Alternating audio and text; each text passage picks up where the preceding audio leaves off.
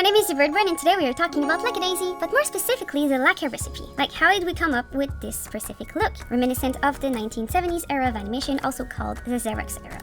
So when I was brought on LACKADAISY, one of the things I had to do was to come up with a way to reproduce the typical Xerox era aesthetic in a digital software, which is not as easy as one might think. The way animation used to be made back in the days is that you would have someone do a rough animation, then someone would take a plastic sheet and do a perfect, beautiful cleanup, and then someone on the flip side would take like a paintbrush and carefully paint behind the line and try not to go overboard, right? But back into the Xerox era, this was revolutionary because they could just take someone's rough animation, photocopy it on the cell, and then the painting department would paint, because no matter what, they needed to paint it. So back in these days, it didn't matter if you had a perfectly cleaned up image or a very roughed up image, because you could just paint it with a paintbrush.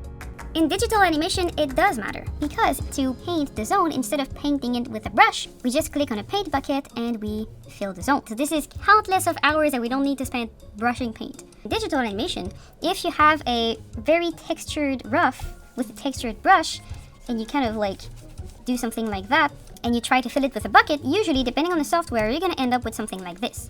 That's one of the reasons why Harmony works like it does. So that's why there's a cleanup layer, and then you're supposed to send the cleanup to the color level, right? And it creates these strokes thing, and then you're supposed to be able to paint it, right? And then you don't get the little thing that happens. But even this is not perfect. Like, you will still need to kind of fix little mistakes, and it gives a look that is not what we wanted. So digital computers will never be as smart as the painters that we had painting frame by frame. So then our other option was to have, you know, a painting department that was responsible to go on the color level and paint under the stroke, which would have looked phenomenal, don't get me wrong. But we didn't have the budget or the time to do that. That was out of the question. So then what do? We want to get something messy, but we need a clean line. So that's how we had to come up with the lacquer recipe. So we made use of Harmony's art levels. So on the line art level, you had a very clean line art. And by clean, I mean if I press on the letter K and I see my strokes, I'm not supposed to have lots of open gaps. And my cleanup layer is not supposed to look like this, because this is going to make any computer explode and it's going to be impossible to paint. So we needed to have a very clean line art.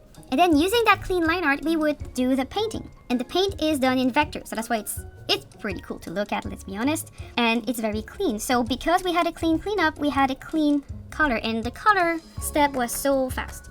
It was still long because these characters have so many details.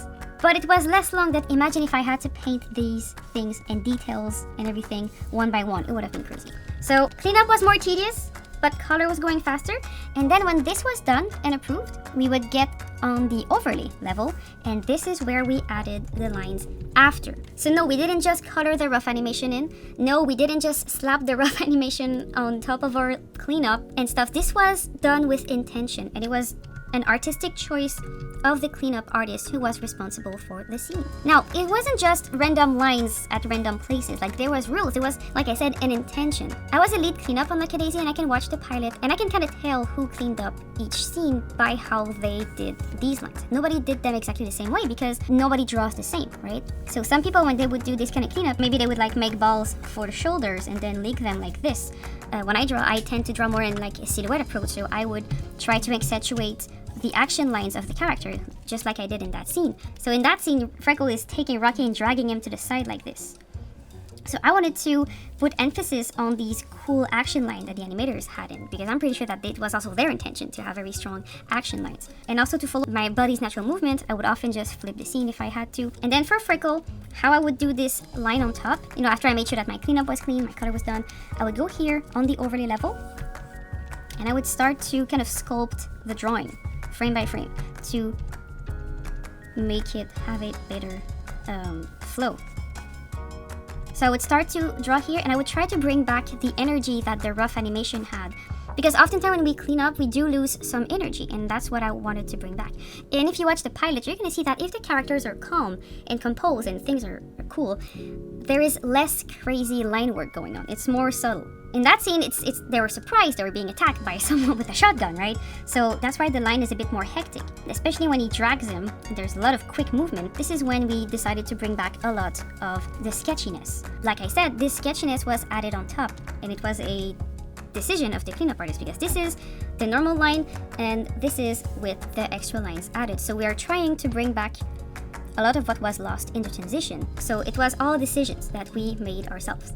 Also, how did we handle smears and stuff? So when the characters were going to do something really fast, then sometimes the drawings will get weird. Such as Rocky's hand here, or Freckles. So when this happened, we were kind of allowed to have it be a bit more sketchy and sometimes even put some color in the line or something. So, I mean, when I was brought on board, we were still experimenting, so a lot of things changed along the way.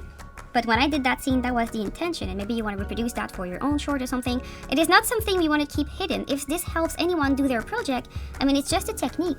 The way you use our technique to do something else can be something else, right? So we don't believe in gatekeeping information in the Lacka crew, so you can always ask questions and stuff, and I'm pretty sure everybody will be happy to answer. Yeah, so that was kind of the process. We had a cleanup line that served as a template for the coloring. And then when this was done and approved, we would do the sketchy line on top. So if I just show you the sketchy line, this is what you get. So if you look at just the sketch lines, you still feel a lot of the action going on. So this is also what I call sometimes like the soul line. It's to bring back what was missing from the extra clean animation. The extra clean animation on its own is really amazing. It's just that for the aesthetic that we were going for, we needed to have a very sketchy line on top. That was my favorite part of the cleanup, to add the sketchiness on top of it. But let me tell you, not everybody liked it, so it's very on a case-by-case situation. Also, when we did the sketchy line on top, we had to make sure to not break silhouette or not break action lines. So for example, here when Freckle is pulling on Rocky, if I did Rocky's line work like this, it could kind of break Freckle's pulling silhouette and kind of get in the way, and this is also not something that we wanted. We wanted that line to bring up the animation, like to elevate the animation, not push it back. So that would not have been approved because it would have been distracting. This is also why you almost never see the character with like this thing going on in their face.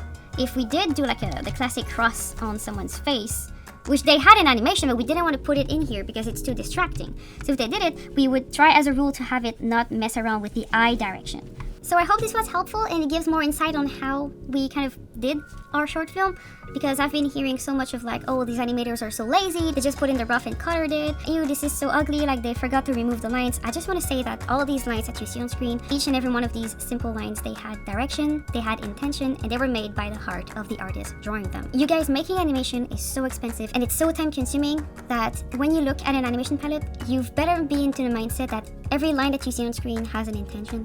Cleaning up on LACKADAISY took a lot of time. I think on average, a shot of like 2 characters could take up to like 3 weeks to clean up. Like this pilot was made with love from the team. And yeah, so in some production I've been on, I would clean up like a few seconds a week. On LACKADAISY, I could be 3 weeks on the same 2-second shots.